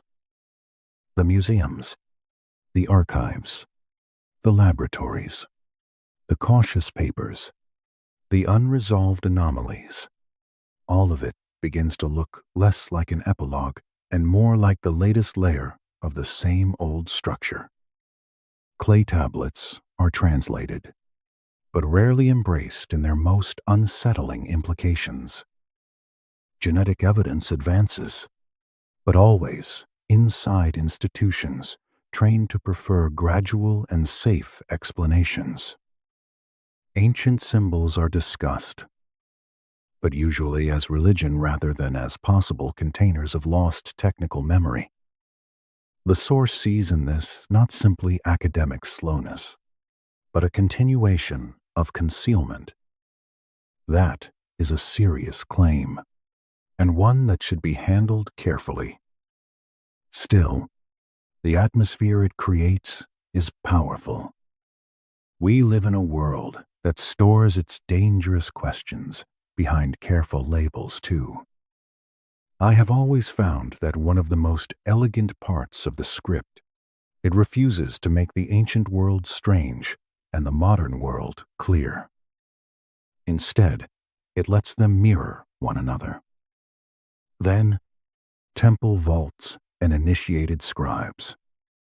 Now, climate-controlled storage and professional caution.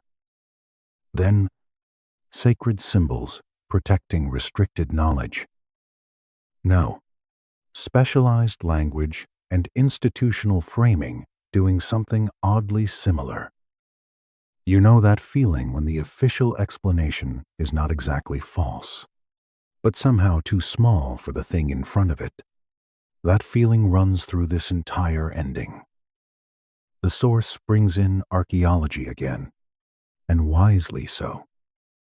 No matter how speculative the larger framework becomes, it returns us to objects, to clay, to metal, to stratigraphy, to catalogued anomalies, early alloys appearing too soon, writing systems arriving with suspicious maturity, king lists preserving patterned impossibilities, flood deposits cutting across settlement history, objects and texts that do not force one conclusion, perhaps, but refuse to sit comfortably inside the most simplified one. That refusal is important. It means the story does not live only in fantasy. It lives in friction. Then there is genetics, which the source invokes as if a final locked door may still be waiting there. Ossia hybridization, unexplained jumps, lost populations, Engineered bottlenecks. These are the kinds of possibilities it wants hovering in the room. Again, certainty is too strong a word. Ancient DNA is difficult, fragmentary, and often much less theatrical than people want it to be. Yet the emotional role of genetics in the story is clear.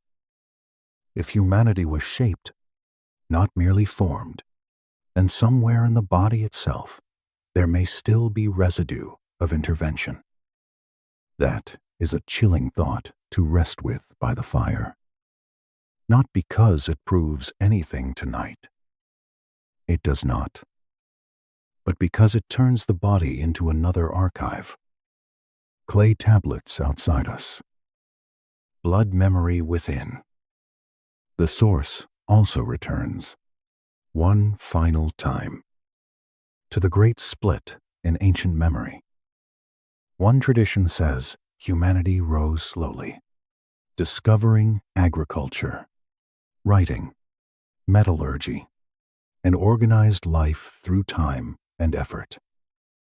The other, older and stranger, suggests that these things were given, managed, withheld, or resumed after catastrophe by beings with superior knowledge. The whole script lives inside that tension. It is not asking the listener to abandon reason. It is asking the listener to notice how often the ancient evidence seems to hover at the edge of a more uncomfortable story than the clean textbook version. And that more uncomfortable story has a very quiet shape. Humans created for work. Knowledge given in portions. Knowledge hidden when it became dangerous. Flood as reset. Priests as archivists. Mystery schools as survival mechanisms for forbidden skill. Symbols as camouflage. Museums as the latest temples of guarded fragments. Honestly, when laid out that way, the whole thing becomes less wild and more tragic. It is not really about aliens in the popular cinematic sense. It is about managed humanity. About the possibility that what we call civilization began under administration, not freedom. That what we call myth may be edited memory. That what we call progress may have happened after a forgetting, not only before an awakening. I think that is why the story becomes so calm at the end. There is nothing to do with it immediately. No stone to overturn tonight that will reveal everything. No drawer in a museum one can open from here. No final translation that solves every gap. There is only the pressure of the fragments and the recognition that the old clay does not behave like pure fantasy. It behaves like residue from a system that wanted to be remembered and not remembered at the same time. If you were standing in the ruins of Eridu now, at dusk, with the ground cooling under your feet and the marsh air carrying that faint scent of water and dust that seems older than any empire, you would see almost nothing of the old world at first glance. Low mounds, broken lines, soil, silence, insects, vent. But beneath those quiet shapes, there were archives once. Decisions, instructions, arguments, records of first cities and first rulers and first workers. Somewhere in that buried world, people wrote down enough for later ages to feel disturbed, but not enough for later ages to feel comfortable. That incompleteness may be the whole point. The source ends not with a solved mystery, but with an active one. It wants the listener to leave the story not saying, "Now I know exactly what happened," but asking, why do so many of the oldest surviving records speak in this technical, controlled, and faintly embarrassed way about humanity's beginning. Why do the pre-flood ages feel so mathematically intentional? Why does the flood look like a line of reduction? Why do symbols of forbidden wisdom keep surviving? Why do teachings retreat underground?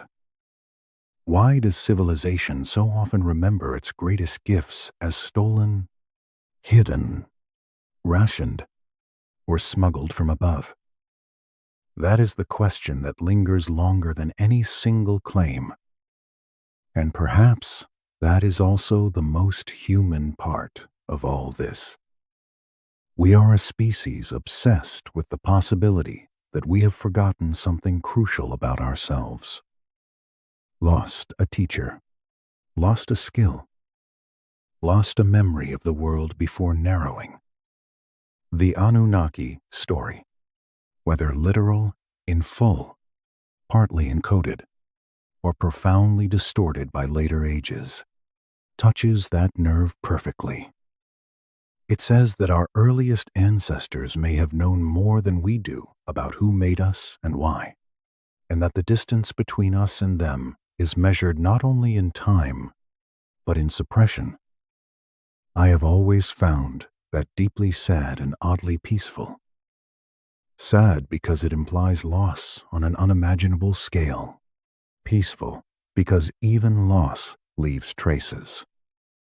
The traces are the comfort here. Clay survives. Numbers survive. Symbols survive. Stories survive. The old names survive. Enki, Enlil, Anu, the Apkallu, the Flood Kings, the workers made from clay and blood, the serpent of knowledge, the hidden chambers, the priestly veil. The fragments are enough to prove that some memory refused to die cleanly. And so the fire by us grows lower while the old fire of the tablets remains. Faint but stubborn, the museum draws close. The excavation trenches fill again with shadow. The catalog numbers stay attached to their fragments. The debates continue. The scholars argue. The believers reach too far. The skeptics sometimes refuse to reach far enough. And beneath all of that, the clay keeps its patient silence, which is not the silence of emptiness, but the silence of something waiting to be asked the right question in the right age. That may be where we are now. Not at the end of the mystery, only at one more threshold. What forbidden knowledge did the Anunnaki hide from humanity in the Sumerian tablets? Perhaps some of it was never fully hidden. Perhaps it was only wrapped, renamed, ritualized, and laid carefully under the foundations of civilization, waiting for later people to notice that the house of history was built over older rooms. And if that is true, then every archive is a doorway, every myth a coded report, every flood layer a warning, every impossible king a surviving echo of a time when the world was organized differently by beings who may have made us useful first and truthful never. Let that thought grow quiet now, not because it has been solved, but because it has been carried as far tonight as it can go. The clay is still there. The dust is still there. The old questions are still there, patient as ever, beneath the labels and the silence. Good night.